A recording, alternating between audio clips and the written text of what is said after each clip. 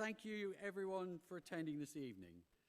These hustings are for us, for the members of the Conservative Party, to take part in a great exercise of democracy where we get to choose our leader. No TV debates, just here tonight for you to ask questions. He or she will be announced on the 5th of September, and as with the party of government, will become Prime Minister very soon afterwards. As Ian Dale, who moderated many of the hustings in 2019, said, and I quote, "I found chairing the hustings a surprisingly positive experience. The members really put the two candidates through their paces and asked some very searching questions. So I ask you tonight to make your questions searching, to make them succinct, and to ask questions and not to make statements. One question each, please, so that more of the audience have an opportunity to grill our candidates." Both of our candidates have a duty and a desire to fulfill our 2019 manifesto. Their differences will be about how to go about achieving that in a very different world from 2019, post-Brexit, post-COVID, in uncertain times internationally, look at Ukraine and Taiwan, and where our union as a nation is being challenged. So I'm sure tonight that you'll want to test our candidates, to seek to establish their strengths, and to see who you think is best capable of running our great country. As we're all Conservatives here, I hope so, I know that you will be respectful of our two candidates and keep your questions positive. As you know, the ballot has opened. You can cast your vote online or by post. It's very easy to vote online, or you can choose traditional snail mail. And if you do post, then please remember to put a stamp on the envelope. You should receive your ballot paper by the 11th of August, and then, if you haven't, please contact your constituency chairman and we'll get it sorted out for you. My hope is that this evening will give you more clarity about how to cast that ballot. I hope you'll go away enthused and energized in your commitment to helping our great party win the next election. We need your support. Finally, I want to thank our Darlington chairman, Pauline Cully, down here, for all that you do. It's much appreciated, Pauline.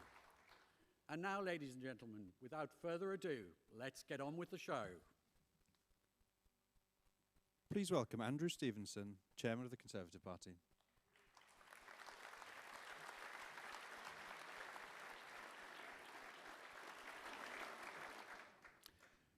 Good evening, and thank you for coming to our 5th nationwide hustings here in Darlington. I'm delighted to be joined by so many members of our party at another sold-out event where we're giving you, our members, the chance to put your questions directly to the two candidates. All these events are also available online, so welcome to those of you joining us virtually. Over the last couple of days, I've been getting out and about across the North East, campaigning with Conservative activists in seats like North West Durham, Bishop Auckland, Hartlepool, Redcar and Cleveland, and with our excellent new Deputy Chairman, Matt Vickers.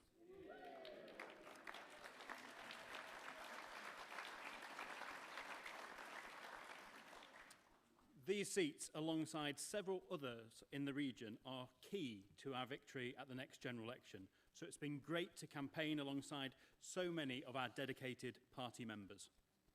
We've all seen the incredibly strong slate of candidates we've had for this contest. Together, the most diverse range of candidates for any leadership election in British history. Labour would love to have a female leader, but we could be about to have our 3rd female Prime Minister before they've had one.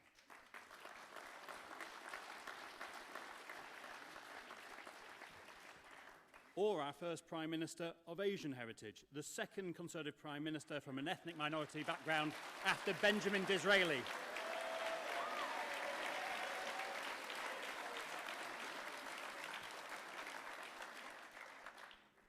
I'm staying neutral in this contest, as are all of our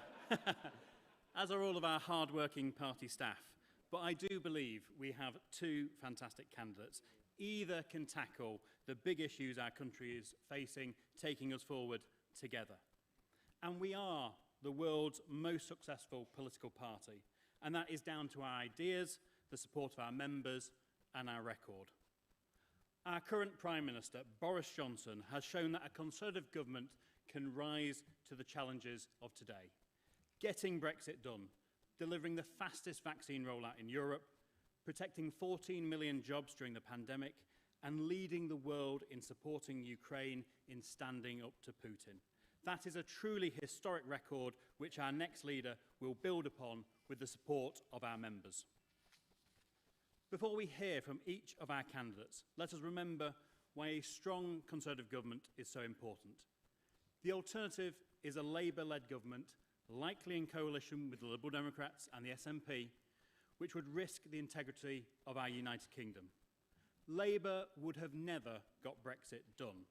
They voted against tax cuts for low-income families, they voted against more investment in our NHS, and they voted against protecting our borders and tackling the vile people smugglers. And now they want Sir Keir Starmer to run our country, when he can't even get his party members on side with the hard-working majority of British people against Labour's union paymasters. With shadow ministers even joining picket lines, it's very clear that Labour still isn't working. Remember, when Labour last left government, they admitted there was no money left. And no Labour government has ever left office with unemployment lower than when they came to power. That is what is at stake. It is our next leader who will relentlessly continue to deliver for the British people, leading the way in standing up for our ideals and our partners on the world stage, uniting the country and this Conservative Party. I know you all want to hear from the two candidates to help you decide who to choose to lead our great party and our country. So, with no further ado, let me hand over to your host here in Darlington, Tom Newton Dunn. Thank you. Thanks, Andrew.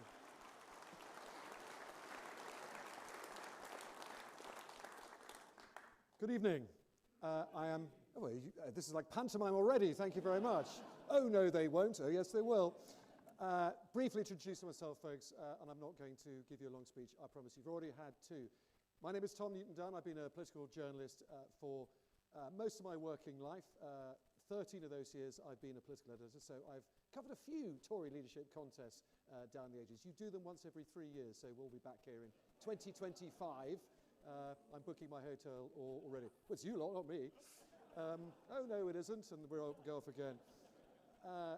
I don't need to tell you how important the Red Wall is. Seats like Darlington, that last had Conservative MP in 1992. One young Michael Fallon defeated by one young Alan Milburn. It doesn't make all of us feel very old thinking about that. It's a fact to say that obviously Darlington turned blue in 2019, as did 50, 55 or so others. If your party can't keep those Red Wall seats in 2024, where the next general election is, you won't hold on to power. I think that's a cast-iron fact of British politics now. You also don't need me to tell you this is not the leafy, prosperous South. There's some prosperous people up here. There are also some people in quite a bit of trouble. Two little statistics I just wanted to share with you. An opinion poll by More in Common last weekend found that across the UK, 33% say they're either struggling or not coping at all. In Red Wall areas across the Midlands and the North, like these, that number is 46%. The other statistic, utility bills alone are absorbing as much as 25% of households' pre-tax income in Red Wall areas. That, you also don't need me to tell you, is an awful lot. So, I hope tonight at this hustings we'll do a little bit differently than perhaps other hustings. We'll all ask, me and you, some very direct questions of the candidates, precisely how it is they're going to help those people in real trouble, not in September, not October, but right now. We'll get to all that and the fun we'll have with questions a bit later on, though.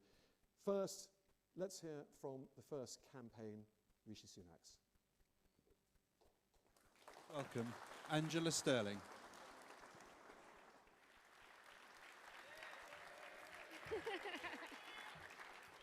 Some friendly faces in the crowd. Good evening, everyone. I am ridiculously excited to be here.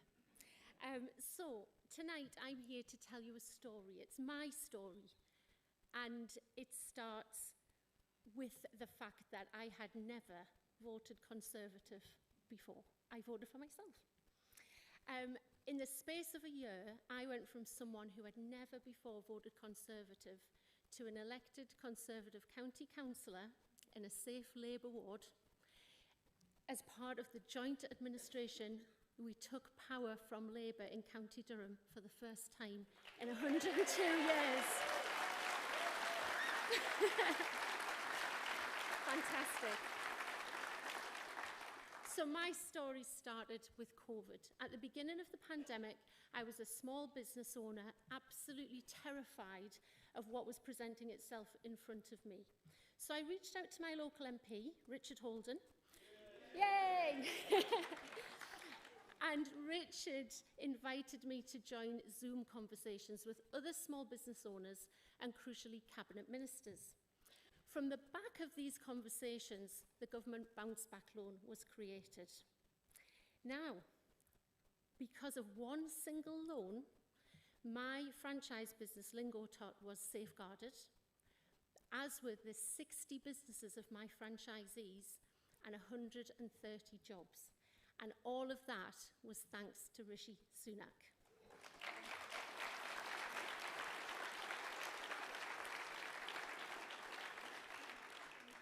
I couldn't believe it. Rishi had listened, a politician had listened to me, and it was even the Chancellor. It was my very first positive political experience, because as someone born and bred in the North East, I'm not hiding this accent, am I? As someone born and bred in the North East, we're just absolutely used to being ignored. We're sidelined again and again. And even when we had a Labour Prime Minister down the road in Sedgefield, what happened? Nothing. So, which politician has done more for the North East than anyone else? Rishi Sunak. From little things like coming and visiting my ward and meeting local businesses up in Delves Lane in concert, through to the immense amount of work done in Teesside, Rishi even dared to bring a whole government department up from London and bring it right here in Darlington. Right here in Darlington.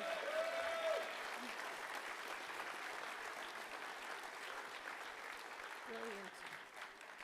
You guys are making me feel so good. In 2019, the North East voted Conservative like never before. And when I was knocking on doors, people were saying that for the first time ever they felt important and listened to, just like Rishi had made me feel. And he really inspired me to get involved in politics. We need to keep up that momentum. We need to keep that red wall smashed. Let's smash it a bit more. We need a safe pair of hands. And I know as our Prime Minister, Rishi will continue to listen and act in the best interests of everyone, not just in the North East, but all over the country.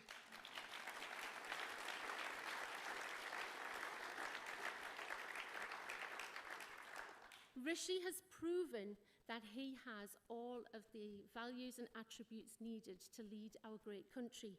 He's honest, he has integrity, he stays calm under pressure. My goodness, did you see him in COVID? And he is brave and bold and makes the big decisions such as furlough.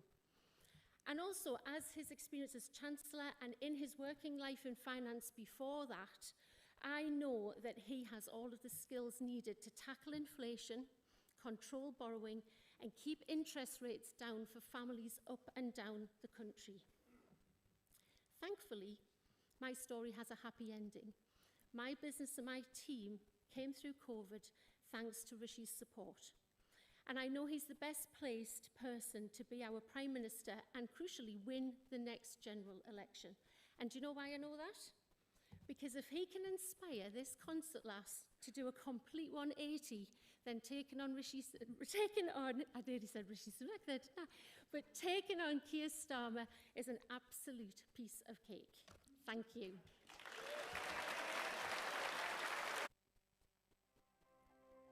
Future.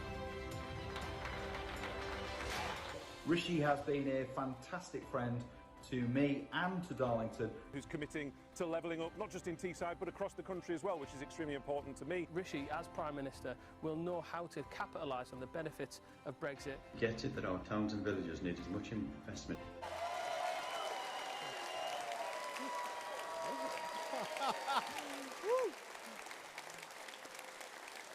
Good evening.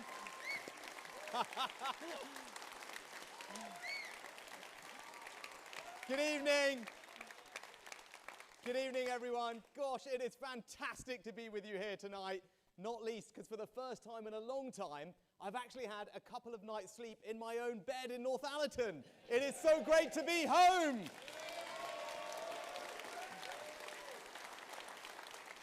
So, funny enough, actually my parents are staying with us at the moment, and I realised I'd been campaigning a lot when last night I was talking to them, and I started telling them that my dad was a GP and my mum ran the local chemist where I grew up.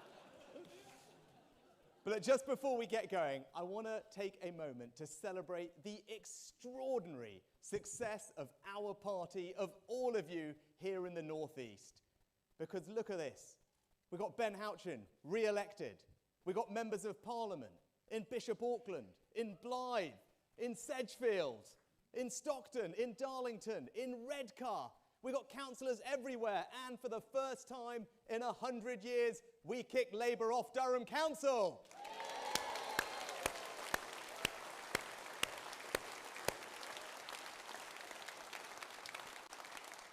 Now, I wouldn't be here tonight if it wasn't actually for one of those people that I just mentioned. He's a good friend. He's been a great supporter. His name is Matthew Vickers. He's the MP for Stockton South. Now, it gives me just this opportunity to say thank you to Matt for all the support he's given me. He was my first agent when I was first elected. Now, but you all know him as a fantastic campaigner because he's campaigned to put more Conservative councillors on Stockton Council. He's campaigned to get himself elected in Stockton South. But what you don't know is that his most important campaign is to get the Parmo on the menu in Parliament. I tell you this, Matt, if this works out for me, we won't just do Parmos in Parliament, we'll be serving them off the cabinet table in Downing Street. How about that?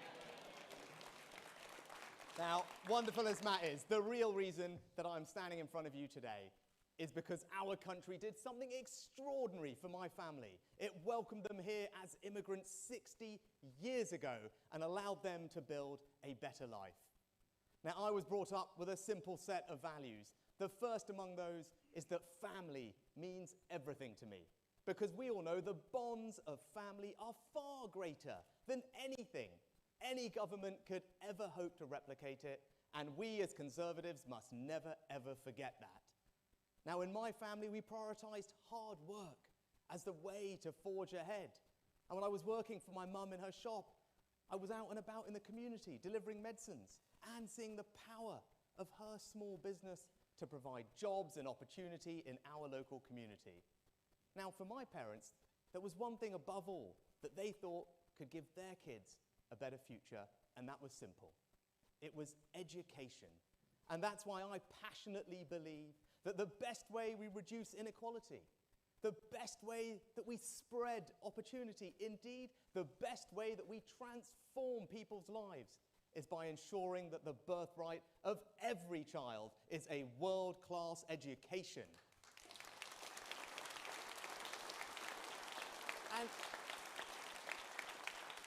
And that's not just about schools. It's not even, and especially not just about university. It's about fantastic apprenticeships and technical education, including the brand new, incredible technical institute we are putting right here in the Northeast. So those in a nutshell are my values. Patriotism, family, service, hard work, aspiration. And I know they are all of your values too, and that's because they're Conservative values. And that's why I want to be your leader and Prime Minister, because I want to put those Conservative values into action to build a better Britain. And just as our country allowed my family to provide opportunities for me, I want to do the same for everyone, for your children and grandchildren. Give them the same opportunities too.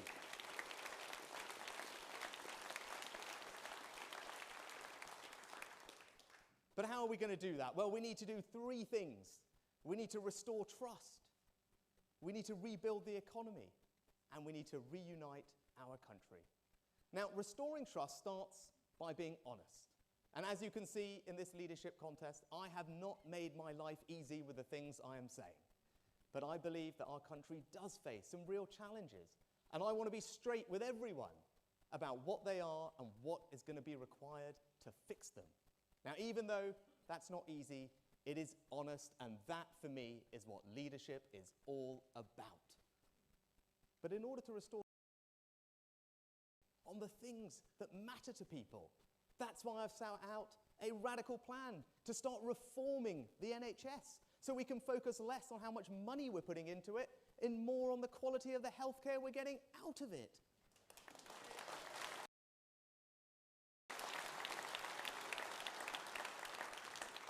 It's why I put the Treasury in Darlington, because I wanted to send a loud message to Whitehall that there is more to the north than Manchester. And I'll tell you this, if this works out, it won't just be called the Treasury campus in Darlington, it will be the Downing Street campus in Darlington.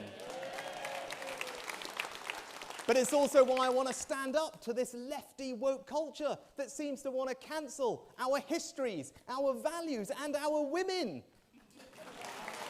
And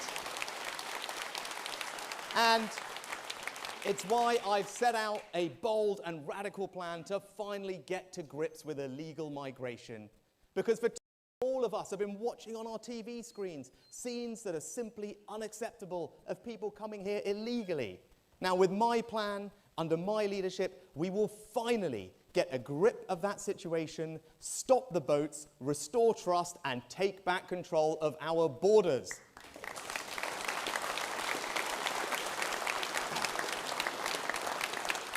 Now, when it comes to rebuilding the economy, I don't need to tell all of you what the number one challenge is. You know, and it's inflation.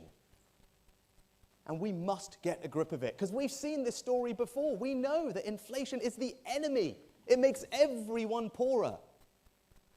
It pushes up mortgage rates. It erodes people's hard-earned savings and pensions. Now, of course, I'm always, as I have done as Chancellor, going to help those who need our help with the cost of living. And this autumn, we can cut VAT on energy bills, and I will go further.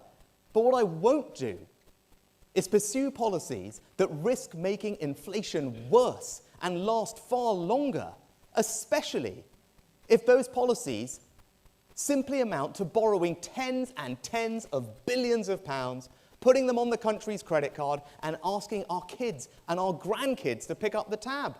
Because that's not right. It's not right. It's not responsible. It's not responsible, and it's certainly not conservative. But I am going to cut taxes. In this Parliament, for the first time in 16 years, we are going to cut income tax. Because as Conservatives, we need to make sure that hard work always pays. And I'm going to go on cutting income tax for years to come. But we're going to do that responsibly. We're going to do it by being tough on public spending and by growing our economy. And this autumn, I'm going to radically reform business taxes to actually cut those taxes for businesses that are doing the right thing.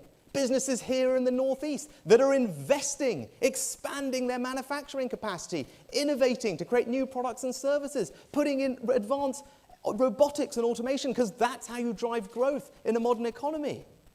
But I'm also going to take advantage of our Brexit opportunities. Now, I know there's been some talk in this leadership contest, and I've been amused to discover or read that apparently I'm not a proper Brexiteer. Well, I tell you, I was proud to actually vote for Brexit in the first place.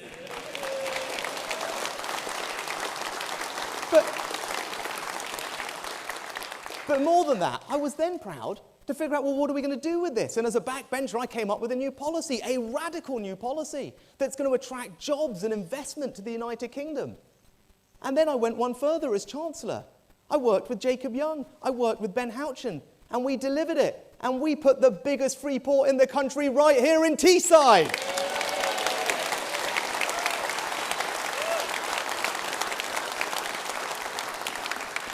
And when I did my budget last year, do you know how I concluded my budget? I talked about the future economy that I wanted to build in the United Kingdom. And I talked about Teesside. I talked about what we were doing here. I talked about the jobs we were creating, the investment we were attracting, the innovation that was happening in vaccine manufacturing, in the new renewable industries of the future. And I said, I wanted to deliver that same energy and optimism that we are doing here across the United Kingdom. And if you give me the chance, that's exactly what I will do, because where the North East leads, the rest of the country will follow.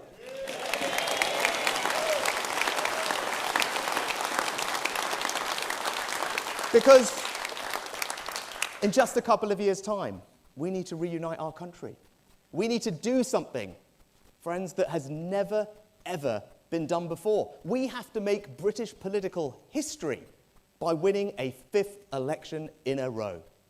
Now, I know that working together, all of us, we can do it. But it's going to require us to appeal to swing voters everywhere, in the north, in the south, Remain areas, Brexit areas, rural areas, urban areas, Labour areas, Liberal areas, Wales and Scotland. And I passionately believe, and all the evidence supports, that I am the candidate that gives our party the best opportunity of beating Labour and ensuring Keir Starmer never walks through the door of 10 Downing Street.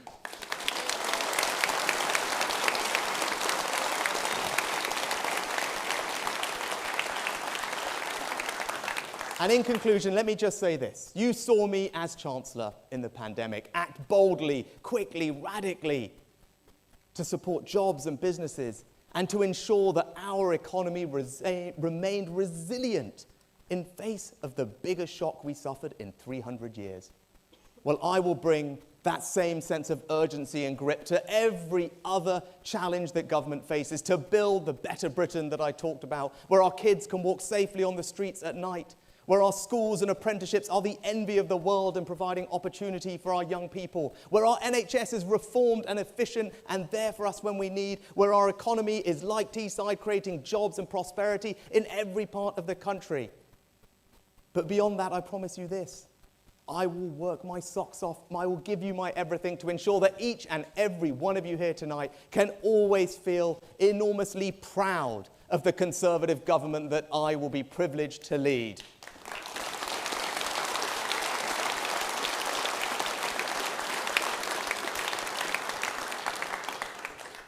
Seven years ago, I stood in front of a group of people in Richmond in North Yorkshire and asked them to select me as their candidate.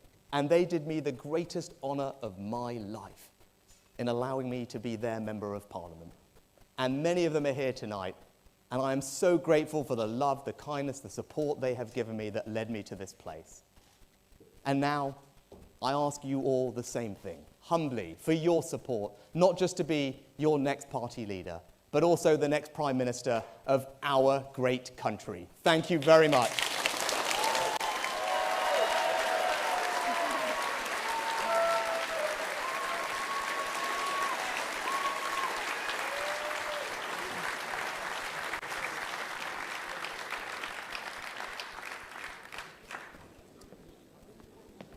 Folks, a quick intermission. The Conservative Party can only afford one microphone these days. As you know, you're a bit hard up. So while that's been switched backstage, I want to talk to you very quickly. So this, the hustings has been broadcast by TalkTV tonight, currently on the programme I present, the News Desk, which is the hourly news programme you all know and watch avidly, I know. To help us, I'd like to do a very quick show of hands. And don't worry, I've had this signed off by your party. All of those who still don't know which candidate they'd like to vote for, please raise your hands now. That's really interesting. By my primitive count, I'd say that's probably 40 or so %, looking up in the gods there. Everyone up in the top floor, but they're all journalists, so that probably doesn't count. Wise people like me, we don't choose. That's really interesting, thank you. Around 43% still undecided. We hope tonight obviously helps. Without further ado, let's move on now to the Liz Truss campaign. Please welcome Anne-Marie Trevelyan.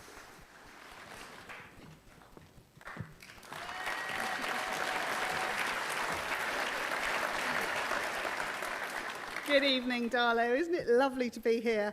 And thank you all for coming out to join this extraordinary event that the Conservative Party is doing to choose not only our next leader, but of course the next Prime Minister. I just want to correct something that Angela said. She said there was a happy ending to her story. I don't think there is. I think she's going to be standing as an MP before we know it. Wasn't it a joy to hear that fantastic story from her about her political journey and indeed that incredible result in County Durham, which I think tells the whole world that nothing is impossible for the Conservative Party. We bring our energy, our passion, and we know that voters understand what that means. So I'm really excited that we're here tonight. I think, honestly, as an MP who has sat around the Cabinet table, we have two incredible candidates, both capable and willing to serve the country in what will be an incredibly difficult time. As we've heard from Tom, some of the statistics, let alone the realities that we know are really hard that are coming ahead of us. And we are going to need a Prime Minister who can stand up and strongly lead us. Now, I'm here this evening backing Liz Truss. I think both fantastic candidates, but my voice and my vote is for Liz. And I'm going to tell you why in as short a time as I can, because I'm getting shouted at by Tom Newton Dunn, an experience that we as politicians get quite a lot from our journalist friends. There are three reasons. I call it Liz's ABC. She's incredibly ambitious for our country. She is bold in the way she takes decisions, and she is confident in her energies to give the country what it needs. Just to expand on that a little bit, I have watched her drive forwards policies. Let's take the Northern Ireland Protocol challenge. Incredibly difficult. She has been ambitious and determined in making sure that we hold our union together. The UK's most important job, the UK government must ensure our union is secure. And Liz has taken on that challenge and driven through the Northern Ireland Protocol Bill to make sure that our union will be secure. Incredibly brave and very, very impressive.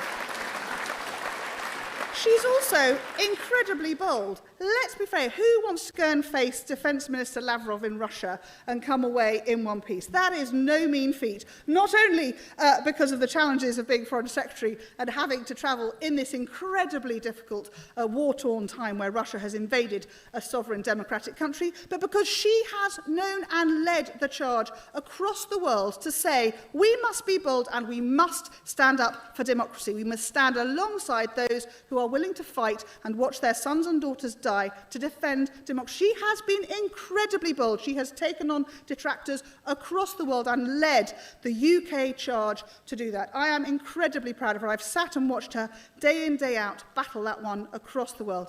And most importantly, she is incredibly confident for our country. As she puts it, she knows our best days are ahead of us, and she wants to make that happen by giving back the power in every Conservative way, stripping away those regulations, handing back more of our money for us to determine how to spend it. She is absolutely a Tory to her boots. Speaking as a Northern Tory, a very proud, most Northern Tory in England that I am incredibly proud to say I would be so proud to serve with Liz in a government led by her. I think we have a really exciting time ahead. You have the most important job, and I'm sure all your friends and neighbours say, how come you get to choose the next Prime Minister?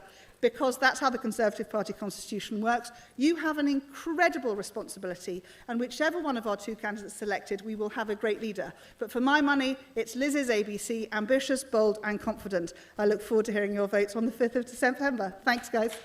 The United Kingdom is a great country, and I know that a united Conservative Party can unleash the potential of all the people who make our country so great. To win the next election, we need to deliver, deliver and deliver for the British people. I know that our country's best days lie ahead. I'm the candidate with a clear vision for the future who can drive change and get things done. As Trade Secretary, I negotiated deals with allies like Australia and Japan, creating opportunities around the world for British business. And as Prime Minister, I will continue to deliver on the opportunities of Brexit. I will lead a government committed to core Conservative principles: low taxes, a firm grip on spending, driving growth in the economy, and giving people the opportunity to achieve anything they want to achieve, regardless of their background. I will work day and night to lead a party and a government that puts more money in your pocket and secures a better life for you and your family. I've consistently delivered when I have said I would. And I love our country. I want the best for us all, and I'm the person to deliver that. Please welcome Liz Truss.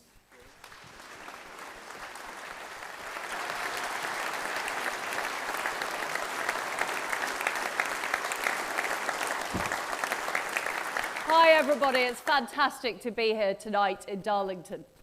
I remember back in 2017 when Ben Houchen and Simon Clarke got elected.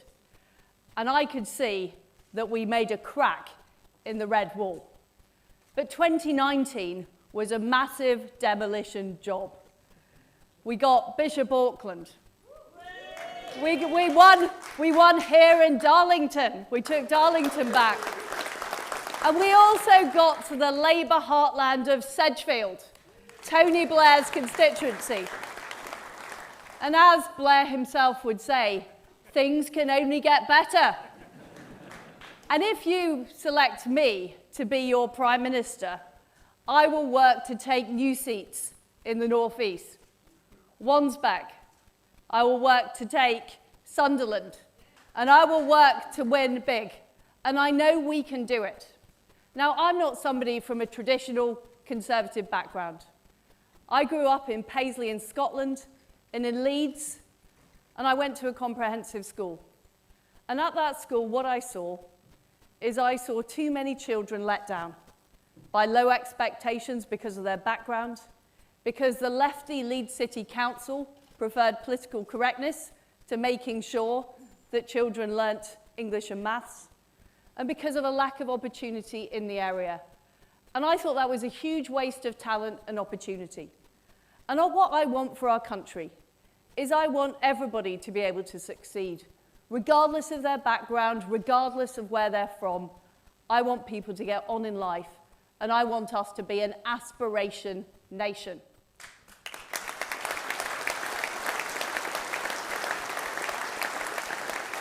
But I think that we know that we face difficult economic times. We've got the aftermath of the COVID pandemic. We've got the appalling war being perpetrated by Vladimir Putin in Ukraine. And I'm afraid to say that over the last 2 decades in the UK, we've seen relatively low growth. So now is not the time for business as usual. We need to do things differently. And that's what I would do. I would have a bold plan for growth.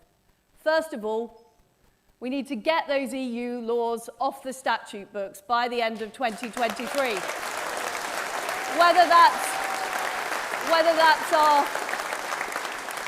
the procurement laws that tell government and companies what to do, whether it's our investment rules, and we need to unlock huge swathes of investment into parts of our country like the North East, into the steel industry, into the tech industry, into the new gigafactory in Blythe. That's what we need to do. But we also need to lower taxes. I didn't agree with raising national insurance. We promised not to do it in our manifesto. And we need to help those people who are struggling with the cost of living. I would also have an immediate moratorium on the green energy levy to cut people's fuel bills.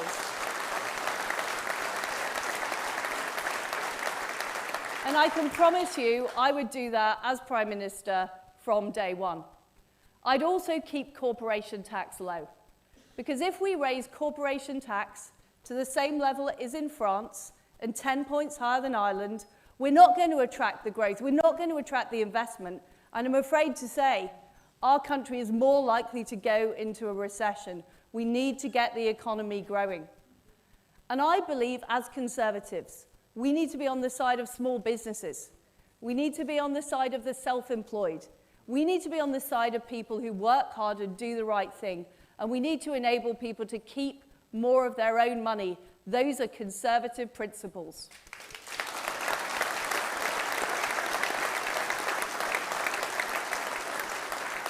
And I want to make sure that we level up in a Conservative way. Of course, we need to get the A1 jewelled. We need to get it jewelled from top to bottom. And we need to sort out the broadband, and we need to sort out the mobile phone signal, and we need to make sure that funding is fair. But we also need to have more investment. And what I would put in place are low-tax enterprise zones. I'd deepen our free ports like our Teesside free port, and I'd make sure that we change our planning system. Now, before I became an MP, I was a councillor and I sat on a planning committee. And those are hours of my life I will never get back. because we were told what to do by the planning inspectorate in Bristol or the mandarins in Whitehall with their housing targets. I don't believe in that. I believe people here are best placed to make decisions about their own future.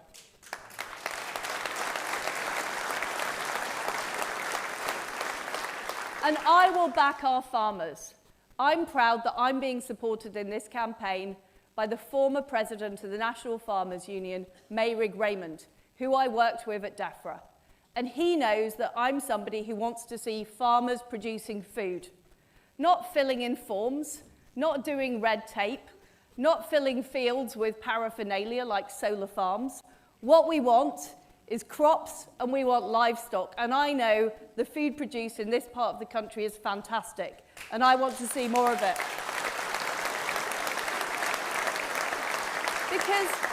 Because we are facing a massive issue with food security and energy security because of the war in Ukraine.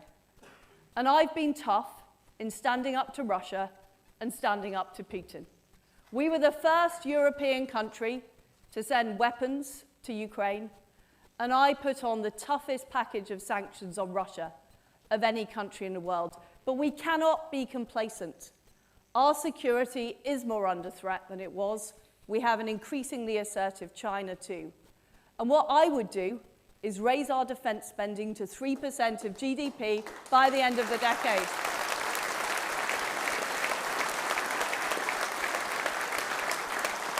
And earlier today, I visited a defence manufacturer in Huddersfield, and it's businesses across the north of England, right across our country, that will benefit from increased spending on defence.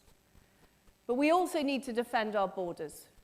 And we know that appalling people traffickers are creating terrible illegal immigration across the English Channel. I worked with Priti Patel on the Rwanda scheme. It is the right scheme. But we need to expand it to more countries, and we also need to legislate to make sure the British Bill of Rights cannot be overruled by the ECHR. And we are able to control our own borders. And I'm proud that we've stood up for freedom and democracy, and we've led the free world in backing Ukraine. And in fact, there is a street in Kyiv now named after Boris Johnson. That is fantastic.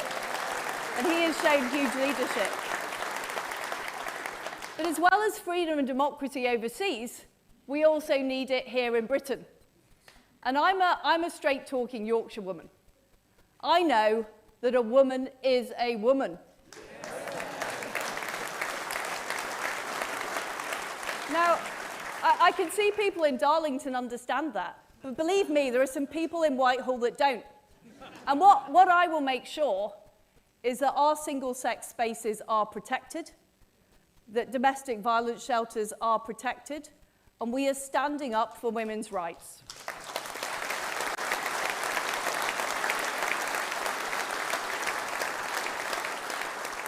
And as Foreign Secretary, I travel around the world. And I know that people have huge respect for Britain and what we brought to the world, our values of freedom and democracy and the rule of law. But unfortunately, there are too many people in Britain who don't seem to agree with that, who seem to think we should be ashamed of our own country, who seem to think this country is in decline. We will prove those people wrong. We will prove that our best days are ahead of us, and we have huge opportunities that we can unlock.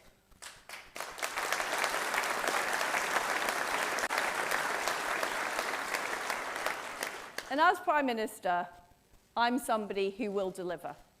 Now, I delivered at the Department of Trade. I delivered dozens of trade deals. Even though people said it couldn't be done, that we couldn't get better deals than the EU, we got better deals and we got more deals than the EU. And I also made sure that our trade negotiators were based in the Department of International Trade here in Darlington. so that the needs of industry in this area can be represented in the deals we're negotiating.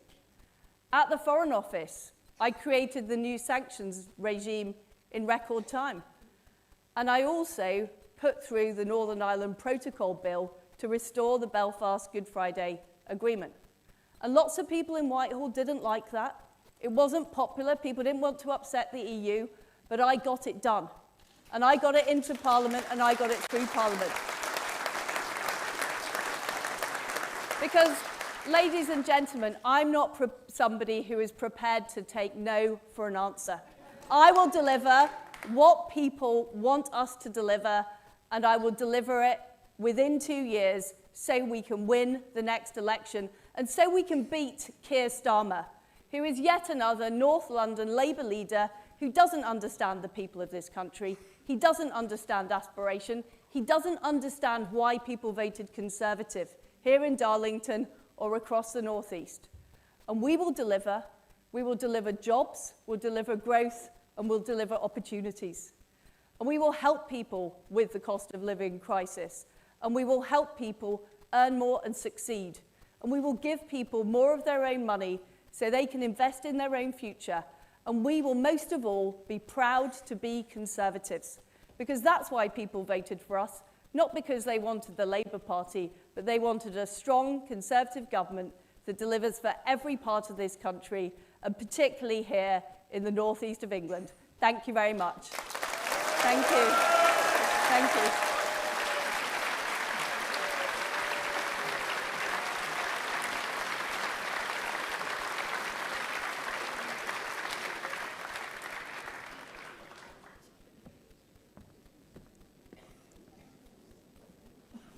Right, folks, well done for sitting through, what was that, an hour or so of speeches. Funny old thing, they overran. Who'd have thought politicians can speak? Here's the fun part. We all get to ask some questions. So this is how it's going to work. I go first, and then it's your turn. Now, a couple of things. If you've got a question, have a look out now for people in white hoodies. They are around, they have microphones, and they'll come to you, but make sure you can see them, and they'll come and find you. And the other rule, if your question's already been asked, please don't ask it again. You laugh, but you'd be surprised. And also, just keep it to one question, and we'd be very grateful. So, without any further ado, please welcome back onto the stage, Rishi Sunak.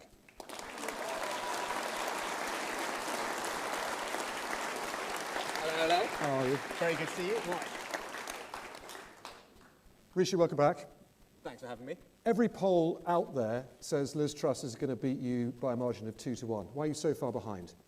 Well, the only poll that counts is the one at the end of this thing, and we're only just getting started, Tom, right? See, you don't want to answer that question. No, look, I'm out and about all day, every day. I'm giving it absolutely everything I've got, and I'm fighting for the things that I passionately believe in that are right for this country, and I'm just going to keep doing that with everything I've got until the last day of this campaign, and I hope I get to see lots of you over the next few weeks. Let's talk about the main story of the day, or quite frankly, the main story of this whole contest, the cost of living crisis and energy bills. We had some terrifying new figures today. You'd seen some projections on where energy bills are going to get to, rising to some £4,400 a year, potentially next April. They're around £1,900 for the average family now. That's a monumental rise. Now, you've announced today you're going to use the same framework, in your words, that you used in May as Chancellor, direct support, grants, payments, whatever you want to call them, for families. In May, you spent £15.3 billion helping people pay their bills. Are you prepared to say to spend the same figure again? Well, look, I don't think that will be necessary, because what we're talking about now, Tom, is the extra increase on top of what we thought. And we already thought bills were going to go up to £3,000 when we announced that support. And it's really, really serious. And I think everyone should be under absolutely no illusion about how difficult it's going to be for millions of families this winter. And our responsibility as a compassionate Conservative government is to make sure that we support those who most need our help through that. And that's what I did as Chancellor for 2 years, and that's what I'm going to do as Prime Minister. And I want to go further than I did previously, because the situation is worse. It's right that we target that on the people who most need our help, and today I announced what I did because I wanted to give those people peace of mind. And the only way to help them is with direct support, because tax cuts alone are not much good if you're a pensioner who's not earning any extra money. They're not much good if you're working hard on the national living wage, because Liz's tax cut is worth about £1 a week for that person. It's worth £0 for a pensioner. That's not right. That's not a policy that's going to help people get through the winter. And I think it's wrong that she's ruled out direct support to families, because we as a Conservative government have an obligation to help those who are most vulnerable. That is the only way to do it, and that's what I will do.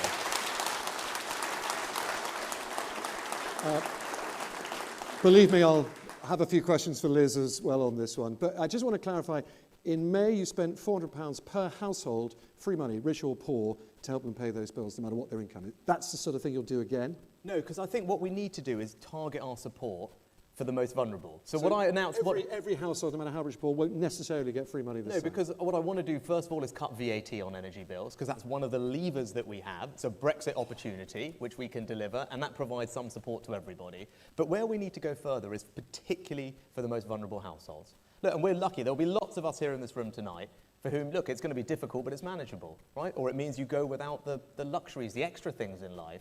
But there are millions of families for whom it is simply not possible, no matter how hard they work, to come up with that kind of cash. And that's why our support should be targeted not on massive tax cuts for very wealthy people, but should be targeted on helping the people who most need it. And if we don't do that, I can tell you, not only will millions of people suffer, we will get absolutely hammered when it comes to an election. The British people will not forgive us for not doing that. Let's talk about...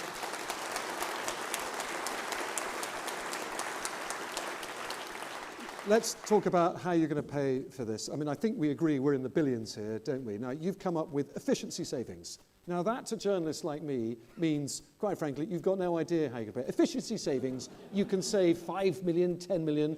You're not going to get to billions by efficiency savings. What you end up having to do is borrow a lot more, which is precisely what you just accused Liz Truss of doing. Well, so no, you're respectfully totally wrong, actually. So what did I just do in one of my last things as Chancellor? Because we had to find some extra money to send to Ukraine, right? Because we wanted to keep supporting them with their war effort. And I didn't just find 5 million or 10 million from a roundabout government. I found £1 billion by efficiencies across government, and we sent that £1 billion to Ukraine to provide support for them. So when you say, oh, you can't find efficiency savings, you can only find 5 or 10, I literally just found £1 billion, and I did that a couple of months ago. So yes, I can find efficiency savings, and that's how we should pay for this in the first instance. Which I suppose begs the question, why didn't you find more efficiency savings then? But let's not get into a trap on that. Well, because what we needed to send them was about £1 billion, and I found £1 billion. Because, look, it's really important that we continue supporting Ukraine in their efforts against Russia. I think it's something that we're probably all very proud of in this room, right?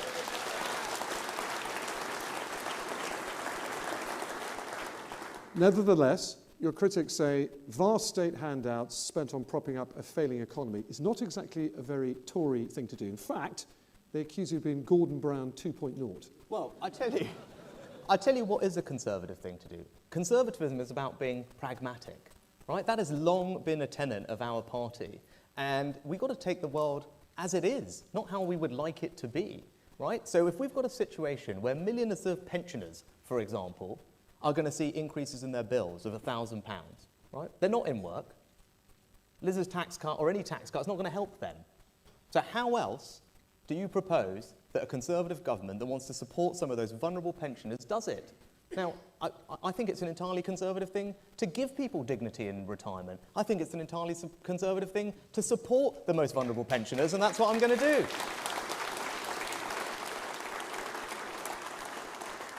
Now, the Director General of the CBI, Tony Danker, a man who you will know, has joined, I have to say, very loud calls across government, across party lines today, to ask you, Liz Truss, and Boris Johnson to get together in a room and decide exactly what this sort of targeted help should be for people, not on the 6th of September, right now, because you just simply don't have 4 weeks to spare. Are you prepared to do that? Well, of course I'm happy to do that, but as you can see, we're in the midst of a leadership contest where the answer to that very question is at stake. Right? So get into a room and sort it out. That you are prepared to do that? You'd like to do that? I'm looking at our party chairman. I'm not sure how we'd feel about curtailing this process. I'm not sure how all the rest of you would be. It's simply getting in a room and agreeing about it. Hang on. We are actually having this debate, Tom, because it's an important debate to have. because you're going to hear one point of view from me about how I think we need to do it this autumn and winter.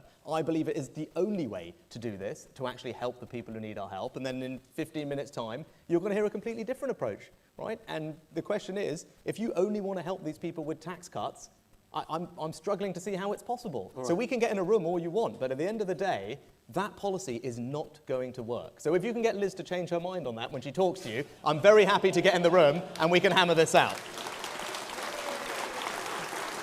Okay, let's see what Liz says and see if we can have some peace by the end of this. I suspect you're probably right, and we won't. Let's move on, though.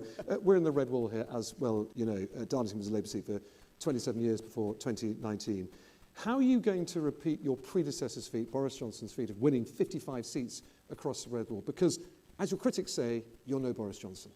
Yeah, well, look, for better or worse, none of us are Boris Johnson, right? I think we can be clear about that, right? And so, look, I'm really privileged to have the support of Ben Houchen, right? And if you think back to Ben's first election and his second election and all the change that's happened in our area over the last several years, which I talked about in my speech, right? That has been something that has been the product of an enormous amount of people's hard work and effort, and I am confident that I can continue to do that, and that's why Ben is supporting me, because he knows that I deliver for the people of the Red Wall, and I deliver not just practical things like the Treasury or free ports or investment in high streets and town centres and spreading opportunity. It's because my values are the same values as the people that we all live and work amongst, the people that we represent. It's those values of hard work, of family, of fairness and aspiration.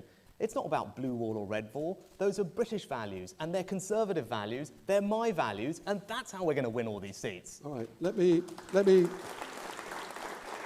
I want to ask you about you personally now, because it was noted in the Sunday Times this weekend, dare I say a Sunak-leaning newspaper, that you and your wife are personally richer than the Queen.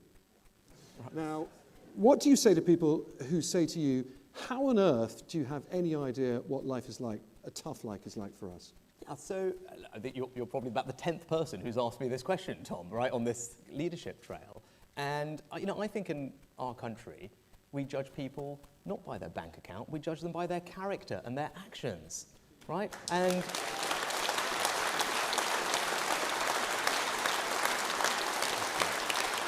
right. And yes, I'm really fortunate to be in the situation I'm in now, but I wasn't born like this, right?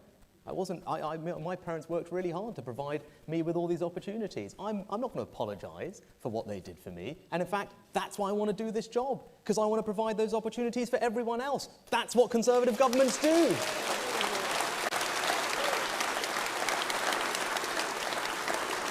Okay.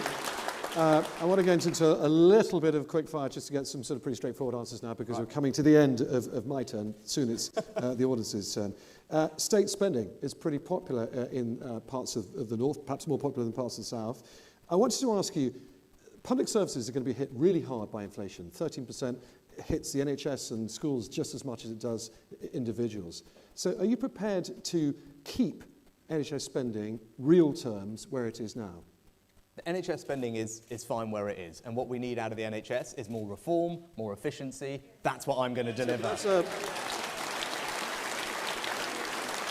The important question here is you're going to have to spend 13% more on the NHS to keep it the same budget real terms now. I think you just said you're prepared to do that. No, I'm not prepared to do that. The number is also not right. But in any case, I did something very difficult as Chancellor. Well, this is the quick fire. No, well, this is a really important question, because it's the most important public service, right? And it's a thing that everyone does rely on, and it's not working as well as it should right now, right? Now, I did something difficult, which was getting some more funding into both the NHS and social care, which for too long has been the poor cousin of the NHS. We need to fix that. But we're Conservatives in this room. It's not just about putting the money in. I did do that because it was the right thing to do. Whether it was popular or not is a separate thing. But now we've got to move on to reforming and getting the efficiency out of it. Now, I've got a bold plan to do that. I'm sure we'll talk about it in the Q&A, but it means being radical. It means being tough on the things that we were too scared to confront, like missed appointments, which I want to clamp down on. But that's what we're going to do to get better performance out of the NHS. That's what Conservative governments deliver, and that's what we need to do if we're going to get people's taxes down. Okay. And that's what we want to do, right? Okay, now the real quickfire starts. This should be a bit easier for you. Should the parliamentary inquiry into whether Boris Johnson misled Parliament continue?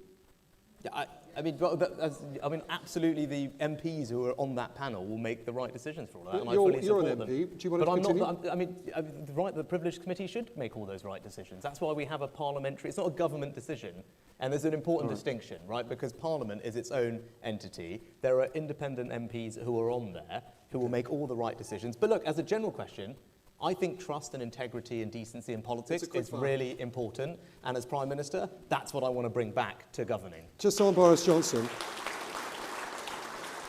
This is really straightforward. Is Boris Johnson's downfall his own fault or someone else's? His own. OK. There's quick fire. It's an answer. Powerhouse Rail. We're going to rattle through these, folks, so you get lots of time as well.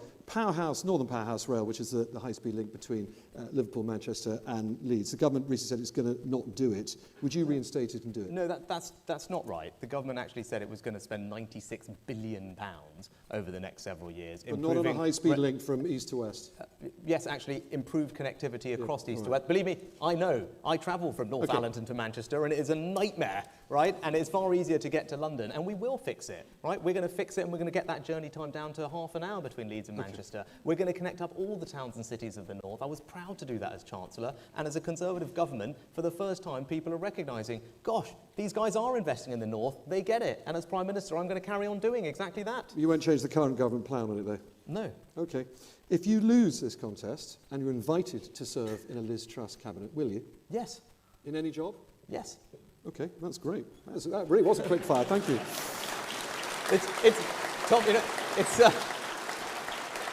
it's not the first time these questions have been asked, right?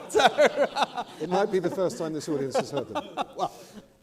Finally, and I'm going to ask this of Liz Truss too, and then it's the audience's turn. Your predecessor's personal failings is one of the main reasons why we're here. Is there anything you've done in your past life that could one day embarrass your government? Or is every Prime Minister entitled to a past? Oh, gosh, well, I mean, everyone has a past, right? I mean, I think, and look, mine, everyone knows about. I've been in a serious, significant job in the public eye for the last 2 years. So, and look, the most embarrassing thing that's happened to me is I've, struggled to pay for the petrol in a car that wasn't my own, right? So I think you all know about that, right? And since then, someone's taught me how to use that contactless machine. And I tell you, it's an amazing modern marvel, this technology these days. Some debate about whether that car was really yours as well. But well, I said it wasn't mine. Yeah, no. It's even doubly embarrassing, right? OK, right. Audience's turn. Please right, put up your hands if you have a question for Mr. Sunak. Should we go straight here? Sir, you in the middle, right? Yeah, fantastic. In the front, when you've got a microphone coming your way. Is that you? Yeah. If we can wait for it, it's coming to you. Whichever you'd like to do, sir. Hi, Rishi. Hi. My name's Alan. Alan? Yeah, Alan. Nice to see you, Right.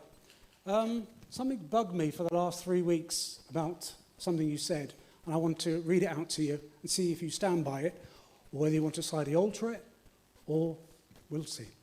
As soon as you were elected to be one of the two candidates, you came out and said these words: "I believe I am the only candidate that is capable of beating Keir Starmer." Do you stand by that? Just give us a proper answer, please. Do you stand by that? This is what you said. You've said it a few times, and that's bugged me. So I want to know. And the other thing was, can you remember, I don't know if it was Shakespeare or Heseltine, said, "He who wields the dagger will never inherit the crown." Are you aware of that? Right, OK. So let's do both of those, right? So, that's all right. No, that's all right. That's right. You're fully entitled to ask questions, sir, and Tom asked a question, right? So, yeah, you're asking why I resigned. Yes, it was really sad. I was sad I had to resign, actually. I was sad I resigned. But actually, you are totally, and respectfully, you are simply wrong to say that I wielded the dagger. Because you know what? It wasn't just me who felt that enough was enough. The government was on the wrong side of yet another ethical decision.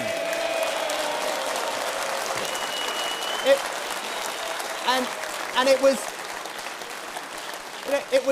60 other members of Parliament also thought that enough was enough, because we wanted to change things, and that's why we're here. And yes, the simple answer to that question is yes, I am the person who can beat Keir Starmer. That's why I'm standing here tonight.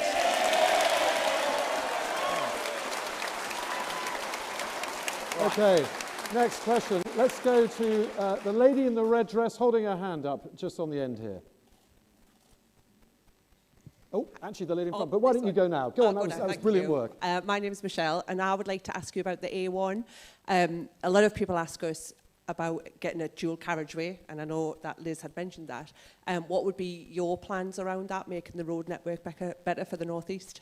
Yes. So look, I know it's something that's really important. It's something we put in our manifesto, and it's something as Chancellor I, in theory, signed off on the funding for. But I know recently there's been some issue, and the Transport Secretary is having another look at those plans. I'm not sure what the issue is, but as Prime Minister, I can certainly commit to you that I will go and figure out quickly what the situation is, because I would like to see the A1 dualled. I travel on it a lot. I travel on the A19. Not only do we need to do that, we need to figure out the Tees crossing as well. And those are the types of investments that will make a real difference to connectivity in the north. And you have my absolute assurance, as a matter of urgency, I will go and find out why that thing has been slowed down and get it back on track.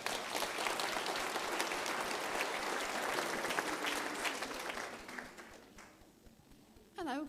I'm a 70-year-old pensioner, and one thing that's upset me is I was born in 1952. You changed all the pension rates for 1950 if you're born 53 and after. I actually I've paid all my stamps, and I receive less money every month than someone who was born from 53 onwards. I don't think that's right. I think all pensioners have got the same cost of living, and if you've paid all your stamps, why should that be different? Right, well, and ma'am, are you talking about the WASPy situation, as it's called, or something different? Just the fact that you So, got look, less if money it's- when they changed Well, all if the it's, rules if on the it's, pension. if it's the WASPy situation, all I can say is, look, that's a process which I know has been really difficult for millions of women. It's been through various arbitrations and courts. It's any and things. pensioner. Okay, in which case I'm happy to go away and take a look at that, because I'm not familiar with the specific issue that you're talking about. But if you email me, I'll happily go and take a look. Let's go to the left side of the room here. That's no intention on the candidate with the T-shirt wearing Ready for Rishi. Please go and have a microphone to lady in the Ready for Rishi T-shirt. Thanks. My name's Jill. I'm very passionate about climate change, and I'm very proud of the fact that the UK is a leader in offshore wind, and it's very important to the North East.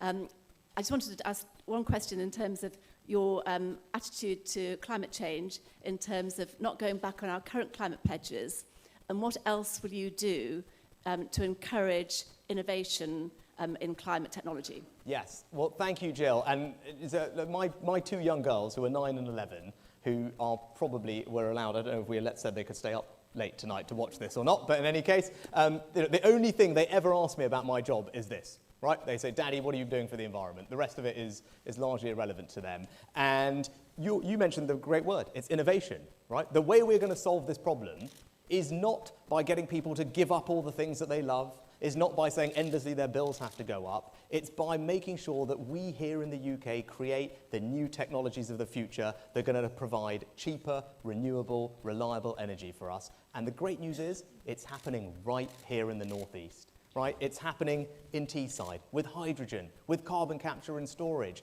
and with offshore wind, with GE's investment, right here creating jobs, and the new key that's being developed that I helped approve, so that we can start exporting things around the world as well. So that's how we're going to solve the problem. I am completely committed to all those things, but we're going to do it in a way that is pro-innovation, because that's how we're going to bring everyone along with us on this journey, by demonstrating that we can create jobs and prosperity in places like this, and meet our climate objectives, and keep my two daughters very happy at night.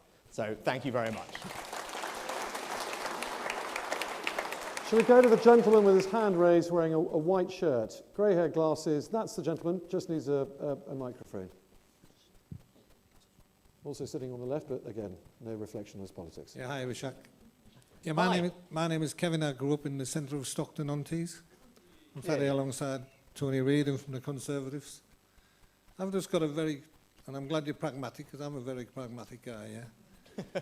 Can somebody please explain to me what levelling up means? No, and I don't want a political answer. I want a practical, man-to-man answer, yeah? Because I do not understand it, to be honest. Good thing you didn't say person to person. Yeah, that wouldn't have gone down well with this crowd. Right, so look, for me, it's very simple. The one-sentence answer for me when I'm asked is that I want everyone, no matter where they live in the UK, to feel that they have fantastic opportunities and that they have pride in the place they call home. So that's what it's about. It's about opportunity and pride in your home. What does it mean here? Well, we're delivering the opportunities with things like the Freeport, right, which is attracting jobs and investment. That's an example of levelling up. But we're also wanting to make sure people have pride in the places they call home. That's why we're investing in the high streets and town centres, in Eaglescliffe, in Yarm, in Stockton, in Thornaby, in Hartlepool, so that people, when they walk around, feel fantastic about the place that they live and feel that it is not neglected. So if we can do that everywhere, if we can make sure people feel that there's opportunity for them and pride in their home, we are going to have levelled up. That's what we're doing here, and that's what we need to do across the United Kingdom. All right, I'm going to break the golden rule here. No, gentlemen, hold on to that microphone. I want a question for you now. The same gentleman who asked that question. Are you happy with that answer, yes or no? Do you understand levelling up now? No, I don't understand it. I just want to, because he's a numbers guy, I play with numbers also. I grew up right in the centre of Stockton, yeah? Just on the news the other day, we have the highest knife crime in the country. Right. We have the highest deprivation in the country. You then come in, sir, no disrespect, and you spend 600 billion outside of Stockton, and yet our crime is just the town centres where I grew up. I mean, we didn't have a lot of money, like yourselves. We were quite poor. But what we had was clean. It's no longer clean. And no disrespect again, you're spending 600 billion. I'm an engineer, worked all over the world on all the big plants, know how they work. You're spending 600 billion for plants that will run at 99 to 100% efficient. Won't give work to the people that need it. Hang on, please. That need it in the centre of Stockton. Let Rishi reply. No, because when I talked about pride in the place you call home, of course it's about security and safety. Well, I talked about in my speech, I want our kids, I want my two girls to be able to walk around Stockton when they're a bit older and feel safe when they go to the cinema there. Right? So that is about pride in your home. Yes, it's about a town centre that looks and feels great, but it's about something that looks clean, something that's safe. That's why putting more police officers on the street. That's why we're tackling county lines in places like this, because we need to if we're going to stop drug crime and knife crime. It's why we need to be tougher on stopping and searching people. We need to not let political correctness get in the way of actually tackling some of these crimes. That's what I'm going to do. Okay. Rishi, we're going to go to the more expensive seats now in the dress circle. Why don't we take the lady who's been very patient with her hand up down here on the left. Lady wearing it looks like a red dress from here. Microphone coming to you. That's you. That's you. Exactly. Microphone coming to you in 3 seconds. Okay. Just one very quick question. Go on, fire away. So, it is about crime, and it's about the fact that I feel very aggrieved that the word recreational drug exists. I would like that to be something high on the priority for the future, that it is not acceptable, and that families who are actually suffering as a result of a group of people who find that recreational drug taking is a pleasurable pastime at their expense, where young children are being stabbed and there's county lines problems. So that's one of the big issues that I have. Yeah. Thank you. Yeah, no, you're right to raise it. Look, I'm with you, right? I approach these questions first and foremost as a parent. And drugs are horrific and they ruin people's lives. There is nothing recreational about them, right? I have never taken them and I will be incredibly tough on anyone who does and those who supply them, right? Because look, I want my girls to grow up in a safe environment. Right? I want to make sure that they are not at risk of those things. They're not at risk of people peddling things to them that are going to ruin their lives. And I talked about it before. There's another crime, actually, that while you mentioned it, I really want to tackle. And it's a crime that does not get talked about enough in our country, and that's because it's awkward. But as a father of two girls, it needs to. And that is the issue of grooming gangs. Because for too long,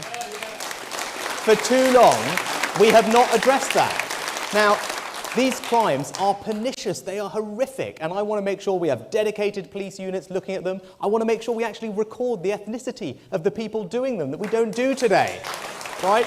I want to have a new life sentence with no parole for the people that are involved, because as I said before, no Conservative government that I lead will let political correctness stand in the way of taking down these people, because what they do is horrific and we must stop it. Let's go to the gentleman with his hand up now, in the middle there, waving his arm now. Red T-shirt or not? No. Sorry, on the left-hand side in the white shirt. Put up your hand, that's him, that's the one. You. Yeah, good evening. My name's John T.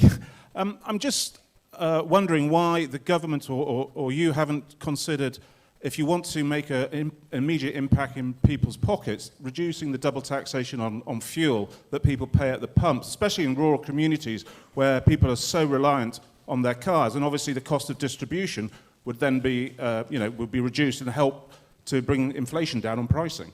Yeah, look, sir, you're right. And particularly, look, I represent, as my North Yorkshire friends who are all here tonight, I represent one of the most rural parts of the country. So I know how difficult it is with fuel bills where they are. And that's why, as Chancellor, I did cut fuel duty by the biggest amount that it's ever been cut. But you know what? It's not as if any of you are feeling that at the pumps, are you? Right? Because the way that market works, the way oil prices are, that dwarfs what is going on now with what's going on in the taxes. So the better way to provide help to the people we need to, as I was talking about earlier, is getting direct support to those who are most vulnerable, and then that can then help them with all the bills that they face, and that's what we're going to do, right? So not only are we going to cut VAT on energy bills, because that does go directly, and we're in control of that and help those people, but we're also going to get support to those who need it. And look, if cutting fuel duty makes sense in the future, of course I'd look at it. I just did it, right? I just did it a few months ago.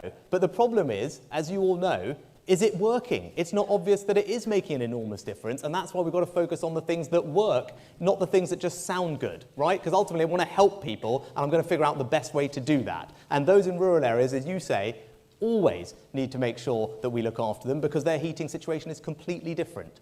And that's why all the interventions I did as Chancellor acknowledge the fact that lots of people are off the gas grid, right? And I wanted to make sure that support still came to them because I get that at home every week, and I know that. And when it comes to increasing the energy efficiency of people's homes, I want to focus on those in rural areas because their homes are the ones that are least well insulated. And the government can help do that. And that's going to save people £300, £400, £500 a year. If we step in and do that, that's a type of policy that won't just help this winter, it will help every winter for years to come. And that's what I'm going to try and do as Prime Minister.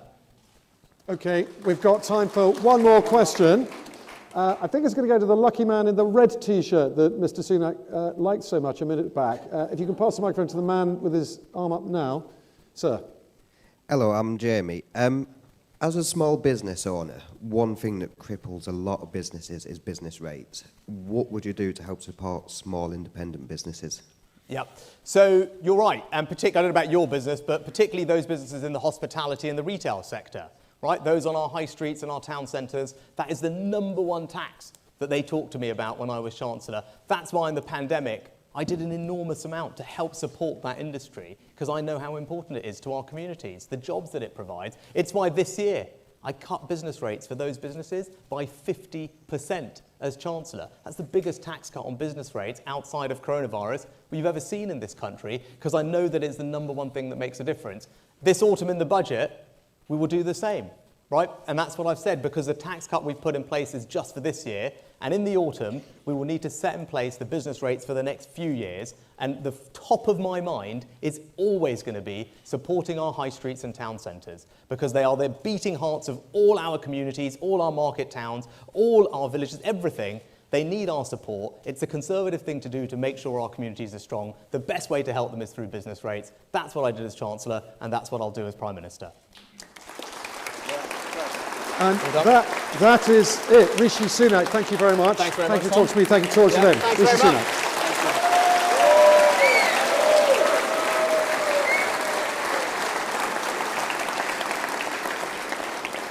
So, a small interlude, folks, while that one microphone gets swapped back over. What have you spent all your money on? I don't really understand. You can have my microphone if you want. Interesting, I won't repeat that. There's a lot of Rishi T-shirts, a lot of Rishi placards. Just out of my own interest, where's all there's a Truss T-shirt. There's some Truss people. They're there. They're everywhere. They're popping up. Good. In which case, with no further ado, here is Liz Truss.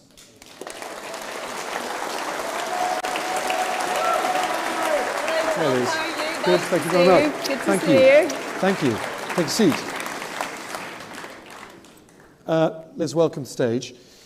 Let's get straight to the big story of the day. I think it's a big story of the entire contest, the cost of living and those energy bills. Now, Rishi Sunak has just told me he's prepared to match the sort of generosity he showed in May with direct support, government money straight to people's bank accounts to help them pay bills to the tune of billions come the autumn. Will you do the same thing? Well, what I want to do is make sure, first of all, we're reducing taxes, because that is needed to drive economic growth. Currently, the country is predicted to go into a recession. That will be a huge problem. We know what recessions are like. People lose their jobs, there are fewer opportunities, wages are lower, and we need to avoid that. And at the moment, we have the highest taxes in 70 years. So what I would do is immediately reverse the national insurance rise. I'd also have a temporary moratorium on the green energy levy to save people money on fuel bills. I'd do that from day one. But also what I would do is keep corporation tax low, because we cannot tax our way to growth. And I believe in conservative economics. I believe in a growing economy, and a growing economy actually brings in more tax revenue in the future. So that's a really fundamental principle for me. Now, we are facing great difficulties with energy. And I understand people are struggling with their bills on fuel and food. But the first thing we should do as Conservatives is help people have more of their own money. What I don't support is taking money off people in tax and then giving it back to them in handouts. That, to me, is Gordon Brown economics. And, you know, frankly, we had years of that under Labour, and what we got was a slow growth economy. And we didn't get the opportunities, we didn't get the enterprises, we didn't get the new jobs in places like Darlington, which is one of the reasons people voted Conservative. They voted Conservative because they want to see enterprise, they want to see new opportunities. And that is why it's so important that we don't raise taxes, that we keep taxes low, and also we abolish these EU rules that are holding back investment into our country. We'll get on to that. Let me just clarify something. Gordon Brown economics. You're accusing Rishi Sunak of having Gordon Brown economics. What I'm saying is just that... yes or no. Well, I was actually responding to your question, Tom, which is Rishi Sunak's policies, which is, you know, do you just think about there's a fixed pie, we have to share out the pie, and we have to give out money and handouts. My view is we can grow the pie. That there is having lower taxes actually helps us generate more income into the economy, so there is more money to go round. And what I fundamentally don't agree with is putting up taxes and then also giving out benefits. I think that's the wrong approach. Okay. Now, here's the thing with tax cuts, and you know these numbers as well. What you're proposing, that the next cut, well, stopping the rise again, saves people about £170 a year. Stopping the green levies, £153 a year. That's a total of £323 a year. Now, energy bills, according to today's predictions, are going up to £4,400 a year next April. They're currently at £1,900. That's where the price cap is. So, with your giveaways, without your handouts, as you just put it, you're leaving... Tom. Just wait for the question, Liz. Money, but this is the problem with the way that every question is framed. Well, excuse me for framing the question my own way, but can I just frame it this way? You're framing it in a left-wing way, Tom. I'm afraid the whole media does this all the time. All right, we're all left-wing. We're all left-wing stooges, and you're trying to count down the clock. Let me put the question to you. You're leaving with your tax cuts people some £2,000 out of pocket. I ask you again, are you prepared to help them with government money, call them grants, call them support, call them handouts, at any stage in your premiership for them to pay those energy bills? Well, I think the important word in your sentence was today. That is the prediction today. This leadership election is about who is going to be the Prime Minister in September. And what's important is the Prime Minister at the time and the Chancellor looks at the situation. And of course, my first priority is reducing taxes. I think it's important people keep more of their own money, and it's important we grow the economy and we avoid recession. My second priority is dealing with the supply issue. And the number one thing we can do to end this energy crisis is to stand up to Vladimir Putin in Ukraine, because that is what is causing the global price spike. And that is why it's so important we are investing in defense, and we're doing all we can to stop Vladimir Putin. And I also want to make sure we're exploiting all of the gas reserves and the capacity we have in the UK. So we should be fracking. This is important, Tom, because there are three... Let me go on to the three things. Don't give me three things. Let me ask another question. But it is important we increase the supply of energy. And there are more resources to be used in the North Sea. There is more we can do on nuclear, and there's more we can do on fracking. We should do all of those things. But of course, in any budget, the Chancellor has to look at the situation people are facing across the country. I think that's and a that very decision, long-winded way of that not decision, ruling out handouts. Am I right? I am not going to say Right. in You the haven't middle ruled of it out. August what is going to be in a budget No, I'm just later asking this you year. philosophically, But have what you I ruled am out saying handouts? philosophically is I always favour people keeping more of their own money first. And what I think is completely wrong is the idea that we take huge swathes of people's money, hard-working people, and then give it back to them, and then claim it's a giveaway and it's our money. That is completely wrong. That's completely wrong, Tom, and I don't believe in it. Okay. For the record, you didn't rule out handouts. I wonder if it was a handout when Rishi Sunak did it in May, that 15 billion, but I think we've done enough on handouts, as you call them. The CBI Director General, Tony Danker, I put this question to Rishi Sunak a minute back. He wants you, Rishi Sunak, and Boris Johnson to get into a room, agree a policy right now to help people pay those bills. Not on the 6th of September, when you get into office, or on the 21st of September, which is apparently when your emergency budget is going to be, right now. Would you agree, and do you want to get into that room with Rishi and Boris tomorrow?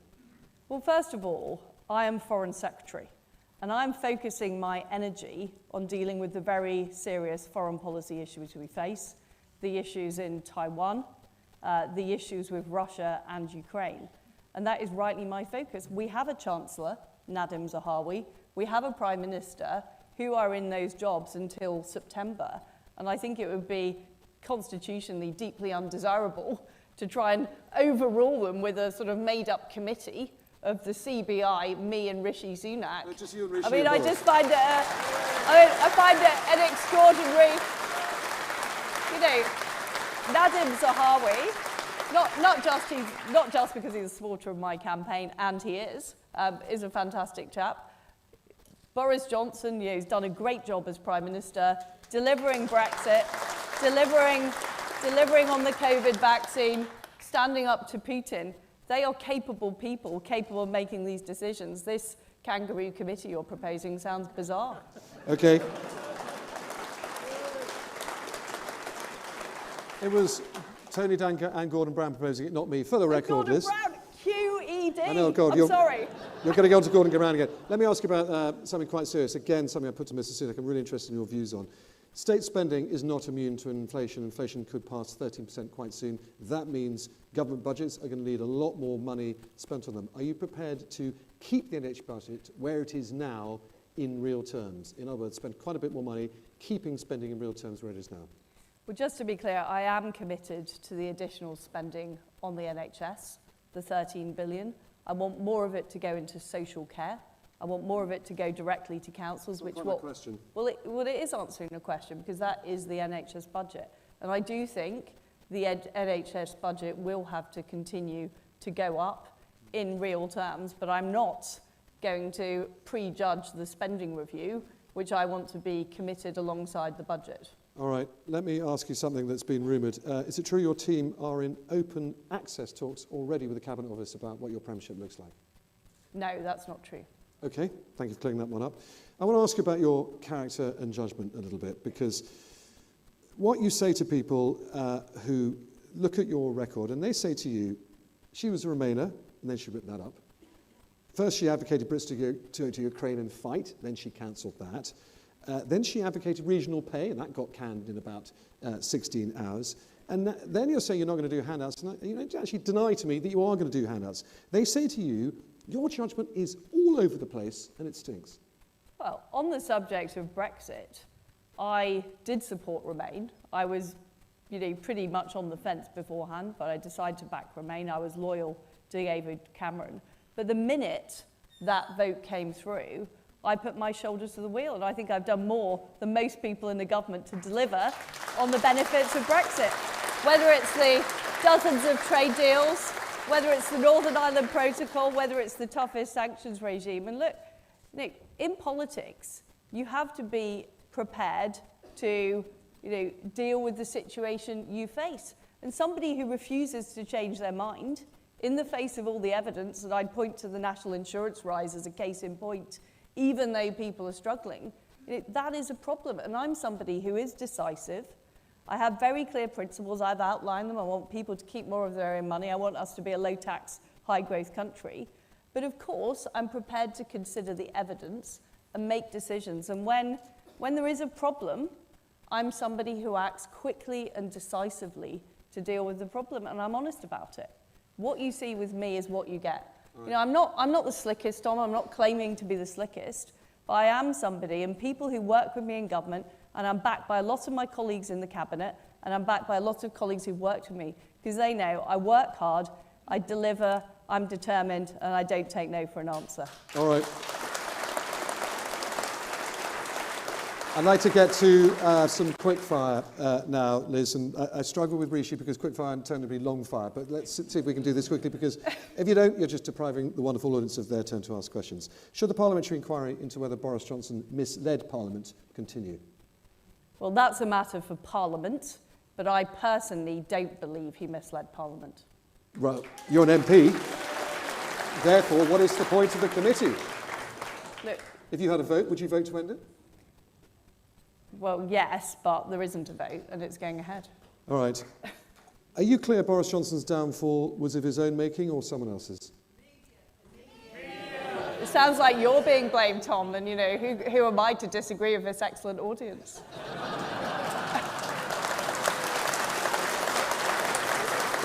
I think you're always going to get a clap for that. Just to be clear, Boris Johnson's downfall was the media's fault. That's your real view, is it? Not the audience's view. Not the audience's view, that's your view. As I said, I was one of Boris's first backers. I was his first cabinet backer. I was a loyal cabinet minister. I continue to serve as Foreign Secretary because I believe it's a very important job and I would be wrong to leave my post. But what is done? I mean, you know, what is done, and we are where we are. All right, you avoided getting into the nitty-gritty of that one. Next quickfire. Would you follow through on Nadine Dorris's peerage if that's what the outgoing Prime Minister allowed? I'm not answering questions about hypotheticals, Tom. Okay, I'll put you on the fence on that one then still. Here's an easier one. Will you reinstate Northern Powerhouse Rail, which the government has? You will. Yes, and it will go to Bradford as well, I can tell you. Okay, it's another big spending commitment. You put that one on the Never Never as well? Tom, what I am about is making sure the economy grows by unleashing enterprise and opportunity, keeping taxes low, getting rid of those EU laws that are holding our country back. And that's what I will do. Okay. I believe in Britain, unlike some of the media who choose to talk our country down. For the record, that's the third time you've attacked the media, a lot of which supports your campaign. But anyway, we can talk about that one later, maybe. Here's an easy one for you. Here's an easy one. I'm sorry, it's not going very well. Are you looking forward to a second Donald Trump presidency? I think it's pretty unwise to comment on elections in other countries, particularly when you're Foreign Secretary. Would you like to see him run? As I say, it's very unwise to comment on elections in other countries. All right. I'm not going to be drawn on that one. The one thing you've done... If you ask me an easier yes or no question, I'll answer it. No, this is a really easy one. What's the one thing you've done in government that you most regret?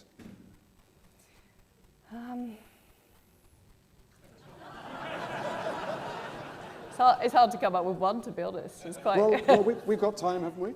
Well, I do hugely regret that the government went ahead with the national insurance rise against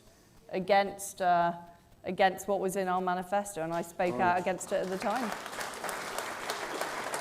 If you lose this campaign and Rishi Sunak asks you to serve in a Sunak cabinet, will you? Look, what I care about is our country, and I'm prepared to do whatever job to serve our country is required of me. What I don't understand is, because Rishi Sunak said he'd serve in your cabinet as well, you have diametrically opposed views on the economy, how to get us out of the trouble we're in, and how to help people pay bills. How on earth can you two go on the radio, or the television, or indeed Talk TV, and defend each other's economic policies? Well, I might have differences with Rishi Sunak, but I prefer him to Sir Keir Starmer, who would be absolutely terrible for our country. All right, final question. I'll ask this of Rishi Sunak too. Your predecessor's personal failings is one of the reasons why we are all here. Is there anything you've done in your past life that could one day come back to embarrass the government that you lead, or is every Prime Minister entitled to a private life? Well, I have no skeletons in my closet, Tom. I think everything there is to be known about me is known about me, and you've mentioned a lot of it already in this interview. We could go on for longer, but that's a no. That's a no. Well, what was the first question? There are no skeletons in my closet. Right. There is nothing that is not known about me in the public domain. Okay, let's open this up to the audience. And who'd like to go? So we'll start in what aren't the cheap seats, but are down there first. Should we go to the gentleman in the middle there with the black T-shirt and the black jacket, with a microphone coming to you now, sir? Hello, Liz. Hello. My name is Tarrant, and I was wondering if you were capable of being able to muster a compliment about your opponent Rishi Sunak's campaign.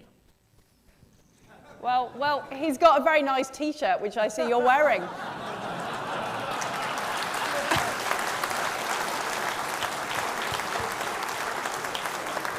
Okay, let's have a question from further back in the stalls, if we can get the microphone up there. How about the gentleman who appears to have, well, you've all got blue wristbands on, that's going to help. White shirt, very high hand, dark hair, lifting from your seat now, that gentleman there. If you can pass the microphone to that gentleman, thank you. Thank you very much. My name's Richard. Liz, like yourself, a born-and-bred Yorkshire person, man, woman, and... I think you're a man. Very much like yourself, from a conservative pedigree that I am, a proud conservative voter, came from a working class background, went to a comprehensive school, saw an opportunity to join the British Army, served my country loyally for 26 years, retired. Thank you.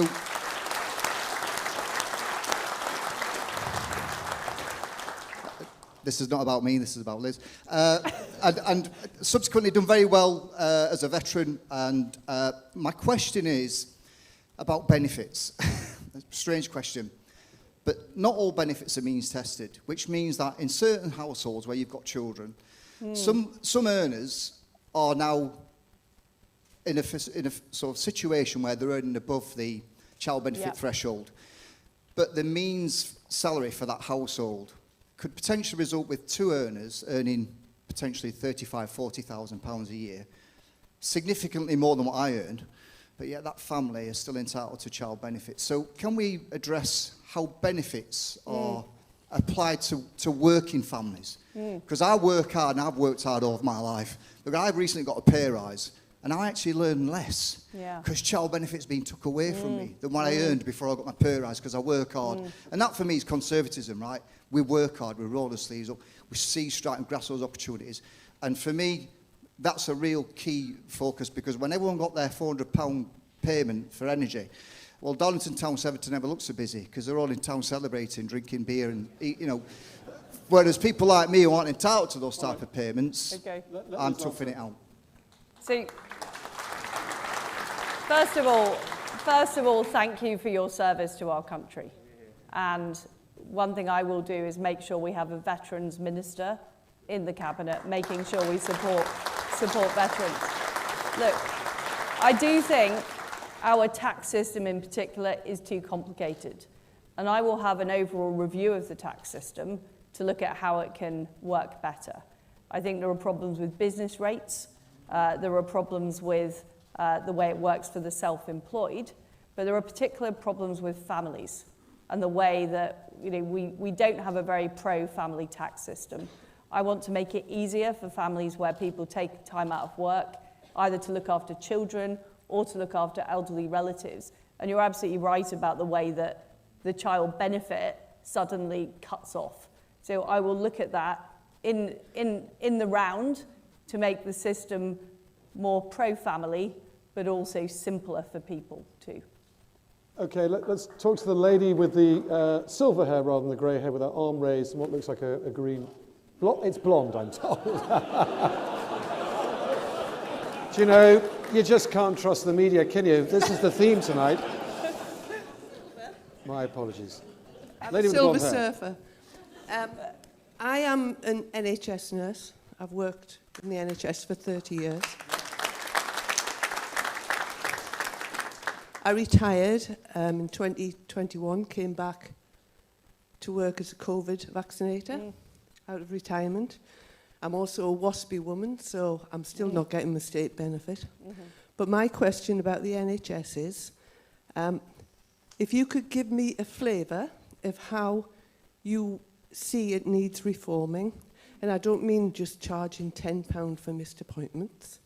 I mean, how will you change the groupthink of NHS management? Well,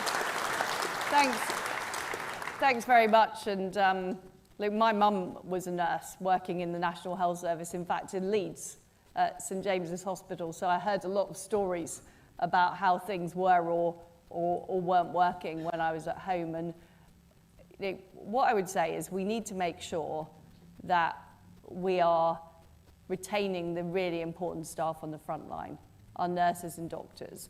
And I hear too many stories about how there are lots of layers of management in the organisation. There are a lot of central diktats that people aren't able to make decisions about what's best for patients. And I think we need more local decision making. I think we need to, you know, people like you who did a fantastic job coming back into the National Health Service during COVID. I wonder what more we could encourage people to come back to help now that we face, you know, issues with waiting lists, issues with people not being able to get GP appointments. But fundamentally for me, the issue does seem to be about excessive bureaucracy, excessive central direction, and too many layers of management rather than allowing people on the front line to make the decisions. But, you know, I think it's a really important point about the job of Prime Minister is the Prime Minister cannot run every single department in the Cabinet. And what I am somebody who does is I trust other people to run things.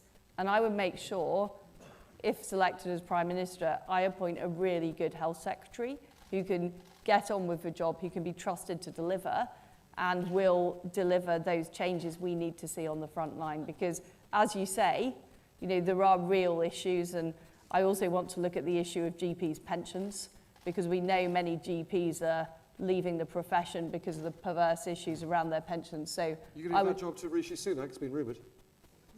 Look, I haven't, you know, I'm not getting ahead of myself. I'm not thinking about that at the moment, but I can assure you that it's an absolute priority. And you know, going around the country and hearing from people, there are real issues there on the front line.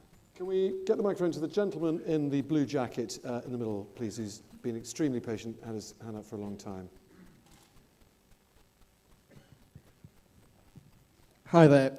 My question to you, Liz, is 0.7% of GDP going to foreign aid. What will you do to get it back up to that? Because that was achieved under your tenure as International Development Secretary. And, you know, we're talking now about heating homes, fuel costs and what have you. Go to Africa, they've got no homes to heat. Well, I mean, they don't need heating, but you get the gist. They've got no cars to fill with fuel. In fact, they barely have dirt roads. And the only water source they've got is cholera-infested ponds 15 miles away from their home. So what will you do to get us back up to that target? Because it's very important to people living in poverty across the world.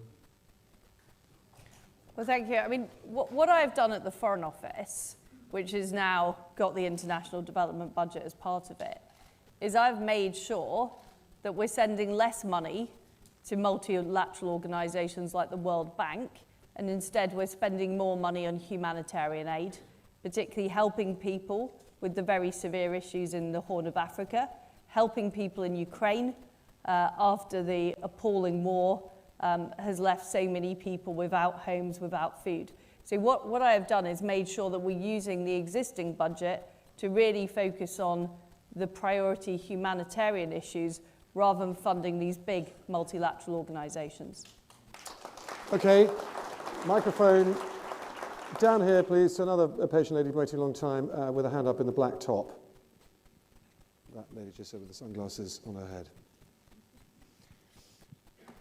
You previously stated that you believe that a woman is a woman.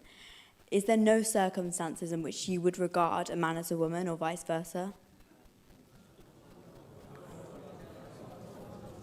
Well, you know, I believe everybody should be treated with respect in our society, including transgender people. But what I do believe is that biological sex is important. And it is important for making sure that, you know, we protect domestic violence shelters, that we protect single-sex spaces. You know, women's rights have been hard fought for generations. And what I am concerned about is, for example, in sport, you know, unequal treatment in sport. So I am very clear that biological sex is important, and that's what should guide those very sensitive areas of policy. Okay. Of course, just on that one, a man can be a woman legally at the moment if certified by 2 doctors. Would you want to change that? Well, you can be a different gender, and that is fine. You can live in the other gender if you so wish, and I completely respect that. But that is not the same as biological sex. And where there are sensitive issues like domestic violence shelters, you are perfectly entitled under the Equality Act to separate people on the basis of biological sex. Okay, can we go to the lady in the pink top with her hand up? I'm not going to talk about your hair colour because I've got in trouble for that, but you've got the microphone. Thank you. You've outlined some very innovative policies. How are you going to get anything through when your government can't even get the civil service back into the office, and the civil service at the top is people entirely by Remainers?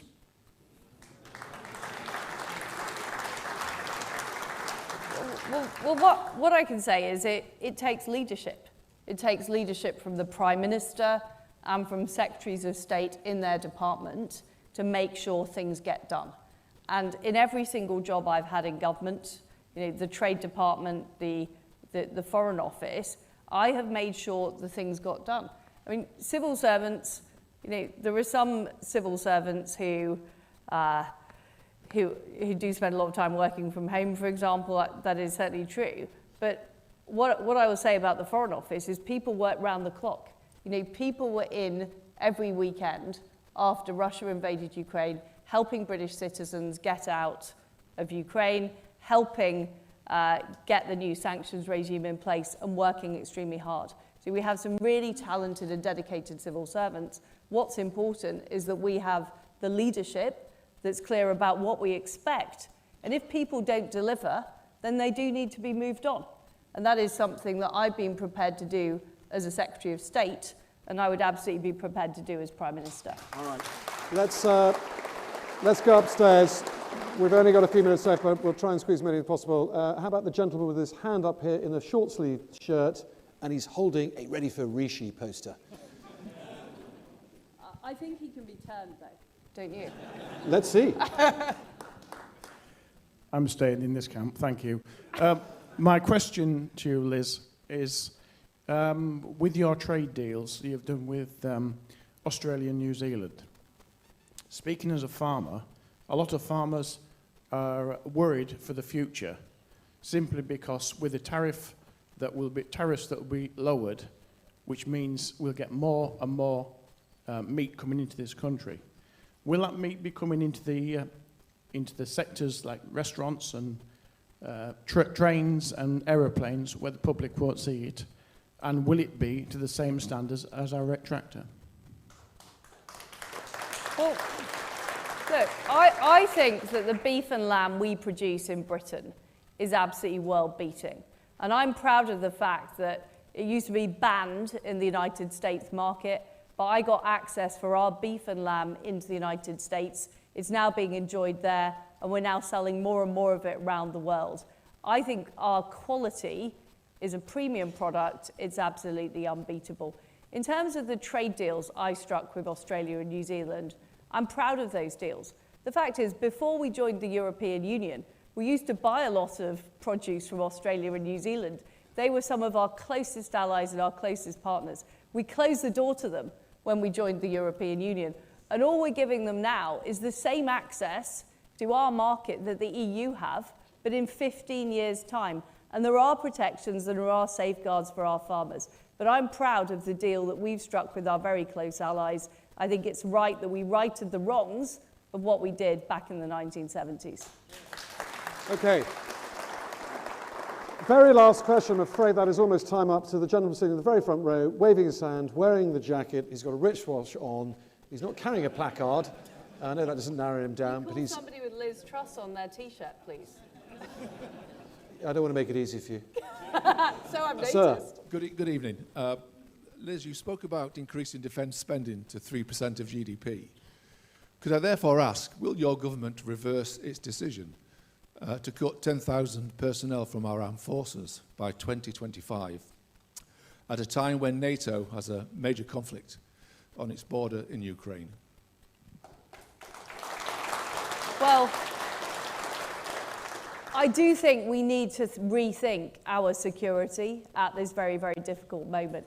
And what I have said is I will review the integrated review and look at the increased threat from Russia and also the increased threat from an assertive China. And that is why I'm talking about increasing our defence spending to 3% of GDP. Of course, there will have to be further work to see exactly how that will be spent. But what is clear from what is happening in Ukraine is that land wars in Europe are not something of the past, deeply regrettably. They are something that we are facing now. So we do need to look at that again. I will work very closely with the Defence Secretary on that. Okay. Folks, I'm sorry, there's so many more hands up, but I'm afraid that really is time it. One tiny thing I want to do before you all go, and you'll remember I asked you to raise your hand when you came in here if you were undecided. Please now raise your hand if you are still undecided between Liz and Rishi. Well, that's fascinating. So that looks like, I'd say, 10 to 15% are now undecided, down from 40% when you vote. So someone has changed your minds. Don't tell me who, because I'll get into trouble. Just cast your votes. Folks, that is it. Thank you so much for listening. Thank you for listening to me. Thank you, Liz Truss. Thank you. Thanks very much. I'm sorry I was mean about the media, Tom. It's cheap.